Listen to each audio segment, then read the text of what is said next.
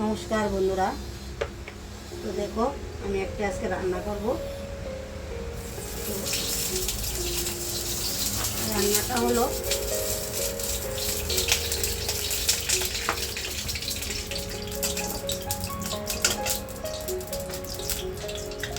গুড়া মাছের চত্বরা। পরিমাণ মতো তেল দিয়ে দিলাম। চত্বরাতে কী কী লাগবে এই দেখো, পরিমাণ মতো নুন,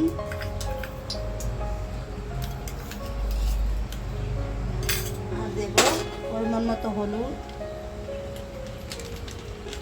দেব পরিমাণ মতো আদা আর কাঁচা লঙ্কা পেস্ট। আদা আর কাঁচা লঙ্কা পেস্ট দিয়ে শুধু বানাবো। দেখো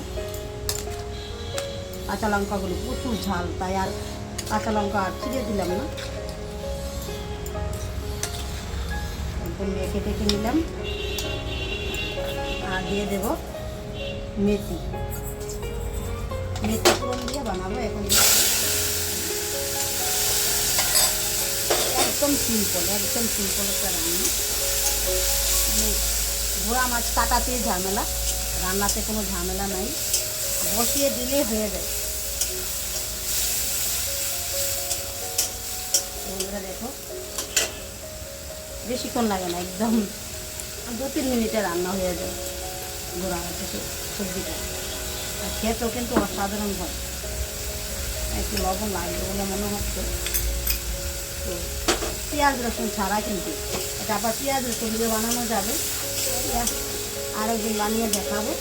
পেঁয়াজ রসুনগুলি আমি তো মেথি ফোড়ন দিলাম, ওই যাতে পেঁয়াজ রসুনগুলি ভালো করে ফোড়ন দেবো। ফোড়ন দিয়ে ভালো করে ভাজবো, ভেজে তারপরে এরকম মশলা মেখে মাছগুলিকে দিয়ে দেবো।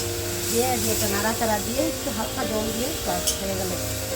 তো এটাও সেম। তো আমরা আজকে পেঁয়াজ রসুন খাবো না, আমরা বেশিরভাগ পেঁয়াজ রসুন কম খাই।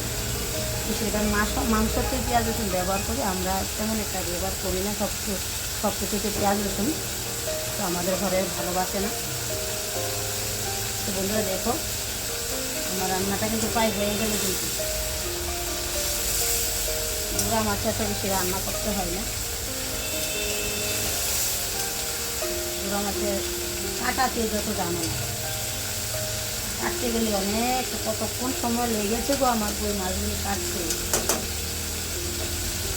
রান্নাটা কিন্তু মোটামুটি হয়ে গেল। ভালো করে মশলাটা ভেজে নিচ্ছি।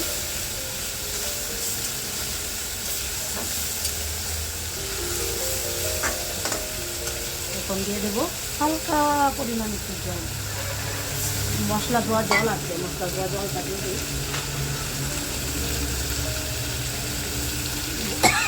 দেবো মশলা পেস্ট করেছিলাম, এই জলটা দিয়ে দেবো। মশলার বাটিটা দিয়ে রেখে দিয়েছিলাম, এই জল আর দেবো না, একদম মাখো মাখো হবে।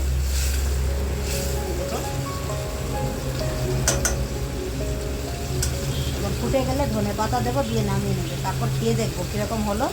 বন্ধুরা দেখতে থাকো আমার ভিডিওটা, যদি ভালো লাগে তাহলে শেয়ার কমেন্ট করবে। আর এইভাবে যদি ভালো লাগে রান্না করে খেয়ে দেখবে, আসলে ভালো লাগবে। আমি বলছি, আমার কথা বিশ্বাস করো, ভালো লাগবে। এবার রান্না করে তোমরা খাবে।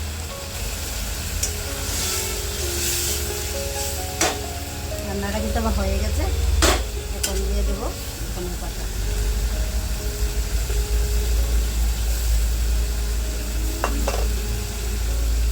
ধনে পাতা দিলাম, এখন নামিয়ে দেবো। রান্নাটা একদম মাখো মাখো হয়েছে, মাখো মাখো।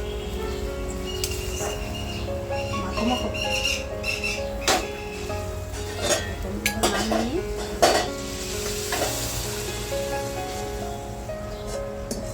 ওয়াও হয়েছে, সেই লেভেলের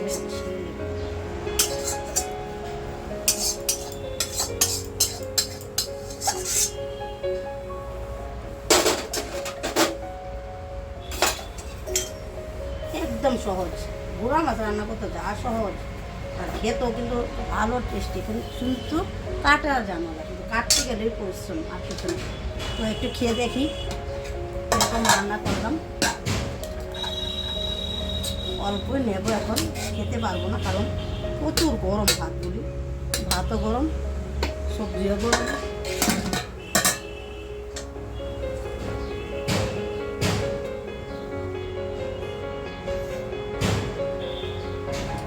বন্ধুরা খেয়ে দেখাচ্ছি এরকম হয়েছে, আশা করি ভালো হবে। আর আমার তো ফেভারিট গুঁড়া মাছ, ভাতও গরম, সবজিও গরম।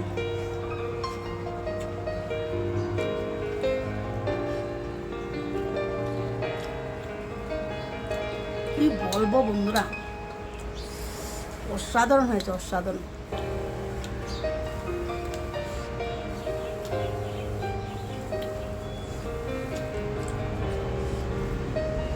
বন্ধুরা তোমরাও এইভাবে খেয়ে দেখবে, আশা করি খুবই ভালো লাগবে।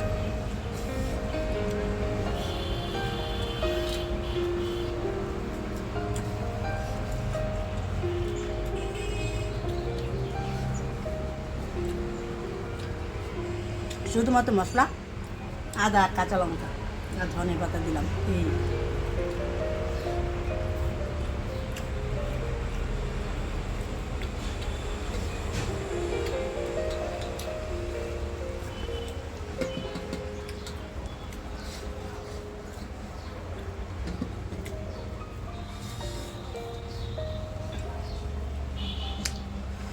কি বলবো বন্ধুরা, অসাধারণ হয়েছে খেতে।